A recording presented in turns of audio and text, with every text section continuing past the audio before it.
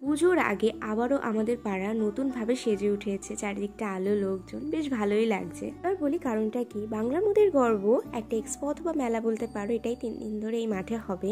আমি তো যবে থেকে শুনেছি এক্সপোটা হবে আসার জন্য ভীষণই এক্সাইটেড ছিলাম। ভেবেছিলাম কলকাতার সাইডে যেমন এক্সপোগুলো হয় সেই রকমই, মানে ভিডিওতে দেখেই বেশ সুন্দর সুন্দর ইউনিক জিনিস পাওয়া যায়।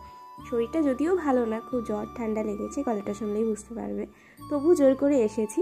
তবে আসার পরে তেমন কিছু ইউনিক আমি জিনিস দেখতে পাইনি, খুব একটা মনসই জিনিস দেখেছি তেমনও বলবো না, কারণ আমি কিছুই কিনিনি। হয়তো তেমন মনে ধরলে অবশ্যই কিনতাম। আর এই যে জিনিসগুলো দেখছো এগুলো কিন্তু সব কচুরি বানা দিয়ে তৈরি, দেখে কেউ বুঝতেই পারবে না। এগুলো কিন্তু বেশ সুন্দর ছিল, একদম ইউনিক, আর হাতের কাজগুলো খুবই সুন্দর। আর প্রোগ্রামও হচ্ছিল, আমরা অবশ্যই একদম মেলা শেষেই গিয়েছিলাম। তারপর বাড়ি চলে আসি, বাড়ি এসে একটু মোমো খেয়ে বসে গিয়েছিলাম দুর্গাপুজোর একটা ভিডিও শ্যুট করতে। তোমরা এখনও যেটা দেখোনি অবশ্যই আমার চ্যানেলে কিন্তু গিয়ে একবার দেখে আসতে পারো।